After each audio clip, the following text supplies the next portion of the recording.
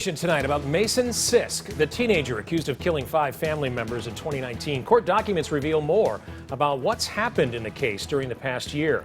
The 15-year-old is facing 4 capital murder charges. Sisk admitted to Limestone County investigators that he killed his 5 family members. It happened at their home on Ridge Road in Elkmont back in 2019. Court documents say Sisk shot each family member in the head.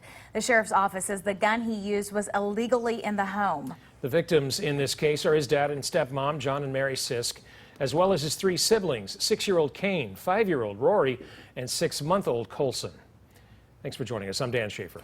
And I'm Naja Sherman. Way 31 Sydney Martin has been following this story from the very beginning, and she joins us live tonight with more information after looking through the court documents. Sydney, what did you learn?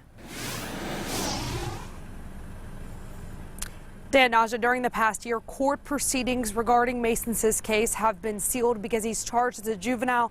But now that he's been transferred to adult court, hundreds of pages of court documents have now been released that shed light on what's been happening behind closed doors for the past year. Court documents show Mason Sisk had multiple hearings and mental evaluations throughout the past year in juvenile court. We now know he was being held at the Tennessee Valley Juvenile Detention Center in Tuscumbia, and while there, the Limestone County Sheriff's Office had to pick him up for doctor's appointments and court hearings.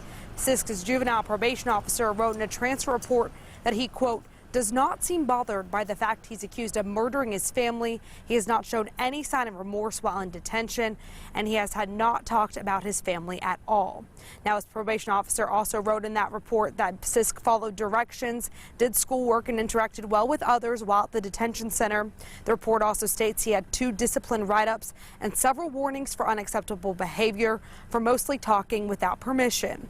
He was also twice awarded honor resident, which is the highest level of privileges at the facility he was being held at. Now, the judge wrote in there his decision to transfer Sisk's case to adult court that he believes that there's no reason to think that Sisk is mentally ill and that he believes he could not properly be disciplined in juvenile court. The judge adding that Sisk is now in that adult court, Sisk is now being held in the Limestone County Jail without bond, and the judge has forwarded his case to a grand jury. Live in Huntsville, Sydney Martin, Way 31 News. Quite a case. Thank you, Sydney. To find out our complete coverage of this case, go to our website. It is waytv.com.